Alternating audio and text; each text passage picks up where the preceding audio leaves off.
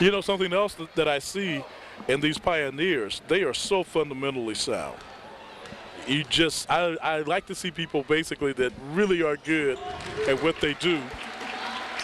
And they seem to be a very unselfish team. You see the movement away from the ball. You see them helping out each other on defense. And those are some of the things that, away from the basketball, you can tell how good of a team you have. And they have a lot of talent on that team. And talent in the form of heart and hustle also. And I think that's a talent that gets overlooked sometimes.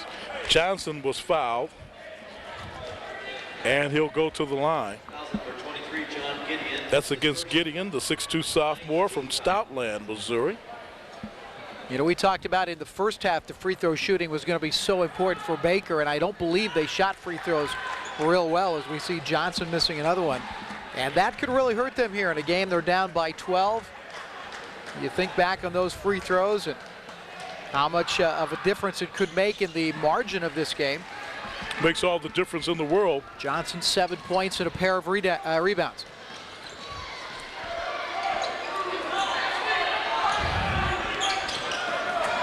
That's Stimson. Stimson to Hardy. Loses the basketball into the hands of Scott Johnson. Thought about driver, but will drive to the hole. And a tip and a rebound, a recovery by Brandon Scarborough. Yep, that's double figures for him, 10 points. He also has 7 rebounds, and there's one kid that hasn't given up yet. And turnover by the Pioneers, and that's real big. And Rocky is pointing, saying not so. Rocky Lamar off the bench. Rocky's got to be careful here with his team now down, up by 9, but not if you're going to get a technical, I guess this would be the good time. You don't have possession of the ball anyway. 3-point shot in the air is an air ball. Scramble for the basketball. Possession arrow will go to Mid-America Nazarene. At the same time, though, so was Rick Weaver. Rick was up saying, no, he didn't either. So they were both working the refs pretty good that time. Let's talk about the referees for just a minute, Tony. Did you see on the loose ball scramble under the basket, one referee right there to see who had possession of the ball, and as soon as the play was blown dead, the 2 other outside referees came charging in to make sure there was no unnecessary contact. A nice job by all 3 referees in this 3-man system. Very, very good work indeed. Under 6 minutes and 30 seconds to play in the ball game. A 9-point Pioneer lead. But credit Baker, they've been in this ball game throughout. That shot's up and in. 3-point shot by Matt Keeley. And Keeley has 11. 71-59, a 12-point lead. And knocked to the floor, getting up slow, is Brett Woolery. And Adam Glenn will check in for Woolery. So Adam will check into the ball game. 6:12 remaining. Now is the time, if you're Baker, to make that run. Right. You got to close out and leave everything that you got on the floor. I've heard coaches say that before. And kind of the rule of thumb is that you want to be down no more than the number of minutes that you have remaining. In this case, 6 minutes left. You're down by 6 points. You still have a legitimate shot. So Baker's got a ways to go here. Flett with the drive. And he's fouled. I believe that's going to go against Miller. We've talked about Josh Flett quite a bit tonight, Tony. He's a 6'6" freshman from Wellsville, Kansas, and he gets after it. He's not afraid to go to the basket again offensively, but he's been asked also to guard Utz at the other end and battle Miller on the boards. And I'm impressed with this kid. He's a very physical and very intense player. He's made his presence felt this evening. Has 6 points on the night. 7 points make that, and he'll try again. 6:01 remaining. Got them both. 8 points for the young freshman from Wellsville, Kansas. 71-61. Again, Baker will have to stop on almost every possession. Good block underneath. That was Schwerman that got the initial block, but couldn't hold him down. Snyder puts it down. 73-61. Snyder has 8 and 4 rebounds, but those are his first points here in the second half. Johnson. The Sherman did not execute it. And Didn't Williams, get it done. or rather Miller, running the floor again. You got to watch for him, the low post. Ooch back in the ball game. That's Keeley out high. Snyder back to Oots. On a curl, Keeley. Back to Williams instead. The rainbow hits the edge of the basket to Miller. Miller puts it up, and he'll shoot one.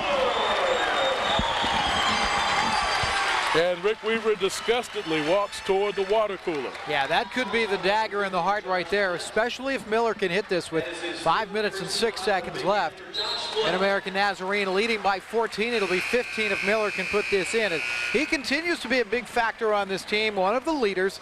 And I've just been impressed coming from a defensive position, down running the floor, being in a position to get the basketball. Whether or not he gets it, really inconsequential, but to be in position to get that rebound and then go back up with it, he's had a big night. Averaging 10.5 points per game, 7.1 rebounds coming into tonight's ball game. Completes the three-point play. He has 12. And it's 76-61.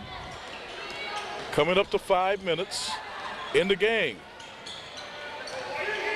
We told you earlier Baker had to make a run, but MNU seemed to just push it back. They have had all the answers, haven't they? Yes, they have indeed. Thinking when that lead got to be just 2 points after leading by, I believe it was 10 or 11.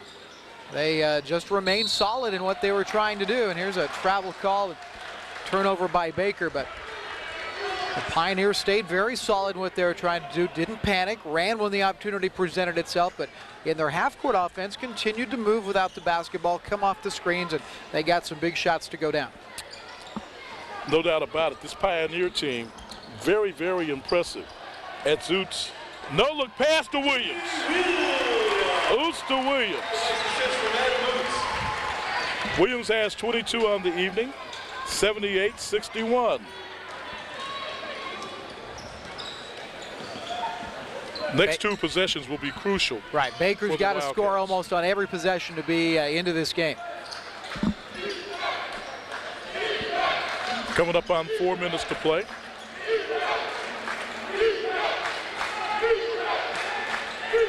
Staying man-to-man, Mid-American Nazarene. They still challenge Baker to go in.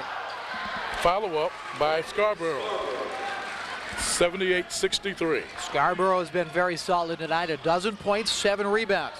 He is a 6'5" senior from Kansas City. You can see the screens we've been talking about, Tony. They'll come from the baseline, come up, try to run that, what you call a curl route. And there's a high screen by Miller. Being very patient here. They're very much in control with the 15-point lead in 3.5 minutes, a little less than 3.5 minutes to play. Give Rocky a lot of credit.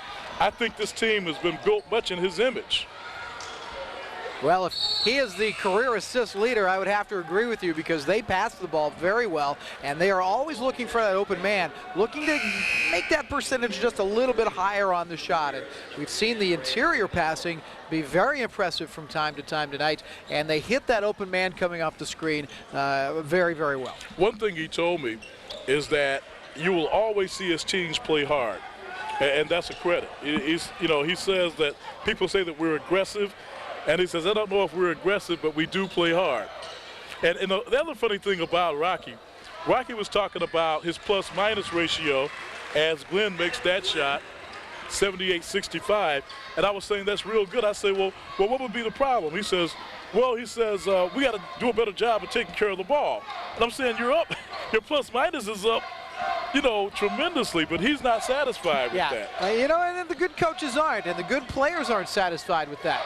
You want to be better than you are at the moment, and if you're very good, that's wonderful. But boy, the great players, the great coaches want that perfect game. Never going to get it. They got to realize that, but they want that perfect game. But you got to let your team know that you want it, and you got to sell them on the point that they have to play that way every night. That shot's no good by Driver, and MNN gets it back. As Miller just determined he was going to make that shot. 14 on the night. And a turnover here by Baker. And you start the bus. Yeah, if you're driving for Baker. I think it comes back to that three-point play a couple of minutes ago. That was really where this game looked like it was out of reach for Baker.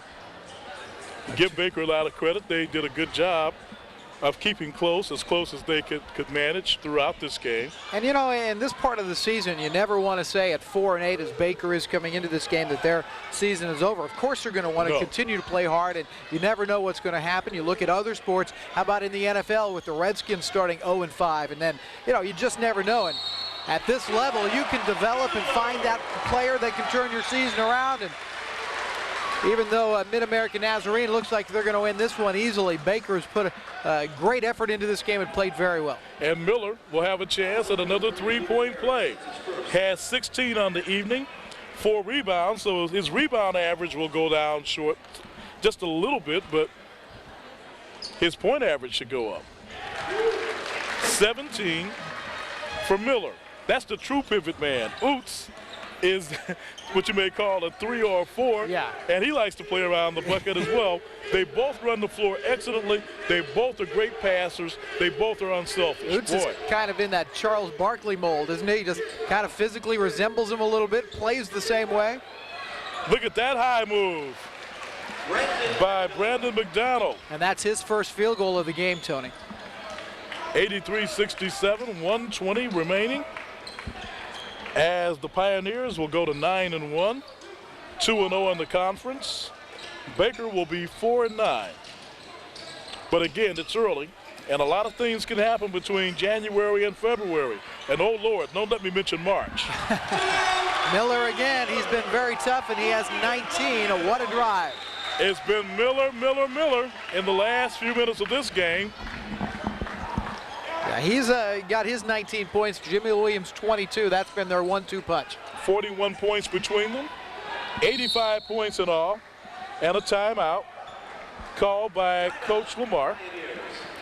And may I help you is the question at Gates Barbecue. The succulent barbecue anywhere, tastiest succulent barbecue anywhere is the answer. Gates Barbecue, another fine sponsor of KCA College basketball. Rocky Lamar is going to take the opportunity here with the timeout to get a new player or two in. Jason Harwood, a 6'3 junior from Lewisburg, Kansas, is coming in. And also into the lineup, let's see, Tim Smith, 6'8 junior post from San Diego, California.